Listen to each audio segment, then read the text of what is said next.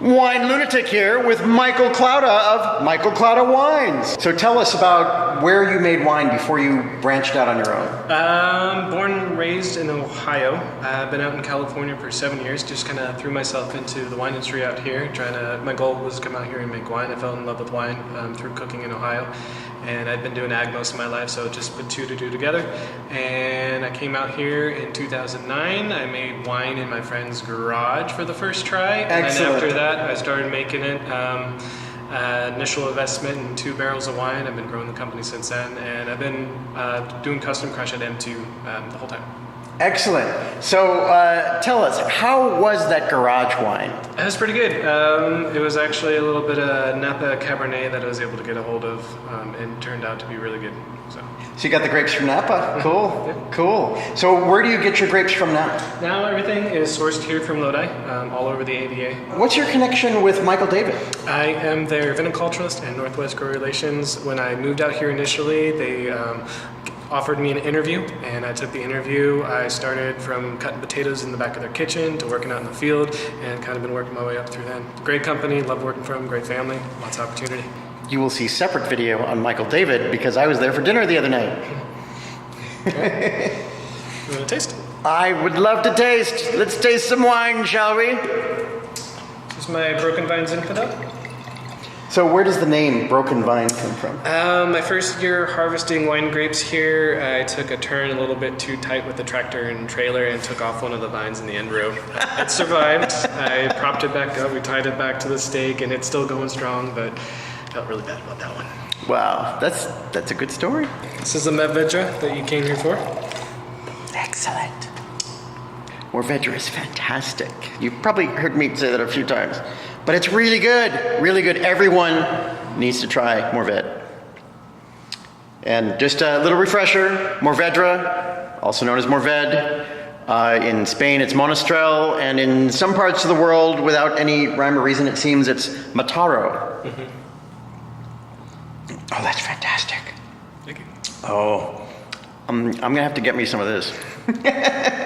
That's really good. Not everybody makes a great Mourvedre. I've had some that are just too light. Okay.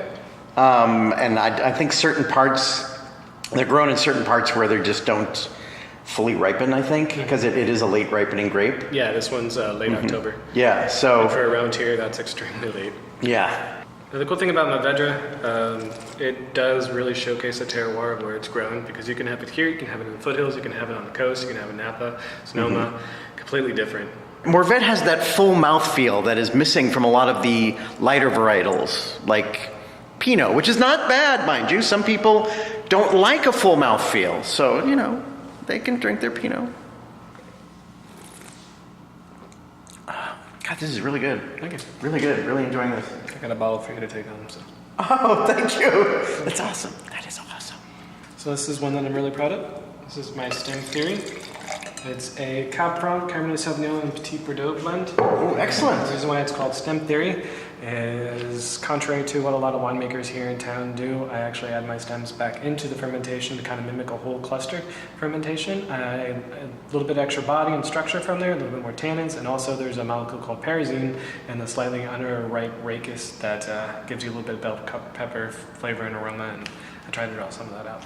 So who have been your mentors in learning winemaking? Lane Montgomery here at M2. He's definitely taken me under his wing. Pretty much all the winemakers here in Lodi. I've been around all the different wineries. I'm sure they're all annoyed with me by now, but I ask a lot of questions. They've all been great. I'm so glad I landed here in Lodi because the winemaking community is very open and very generous. Excellent, excellent. That's what I've heard. I've heard it's very collaborative. People help each other. Really good community for winemakers. My first year making this Carignan. Kind of got the end to the vineyard. Like I said, it's only 1.5 acres and it's being dry farmed. It's the most intense, darkest Carignan I've ever seen. The reason why I like Carignan over at Jesse's Grove Winery was my first time having Carignan, and I've always really enjoyed their Carignan, and I wanted to make it. And I heard that my friend Chris Storm had some behind his house. Put 2 and 2 together. And nice. So, you know, I don't know that I've ever had that before. Carignan? Carignan, yeah. At least I don't recall having it. It's normally blended away. Some of my influences would be like Ridge Winery. Oh, that's good. That's good stuff. Yeah. Carignan. I'm trying something new today. How's that spelled? Oh, there it is. Carignan, like Carignan if you're American. Yeah. So this is my Hatterley Zinfandel. Hatterley. Yep. So the grower is Roland Hatterley. Super nice guy, and he's been farming that piece over there off of Turner Road for about 50 years now, I believe.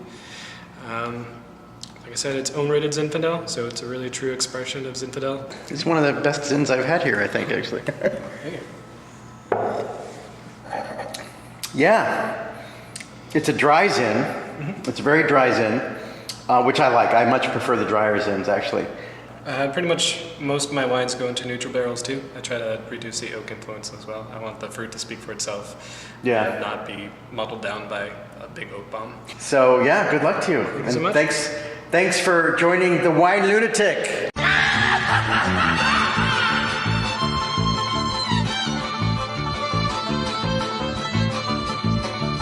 Lunatic, lunatic.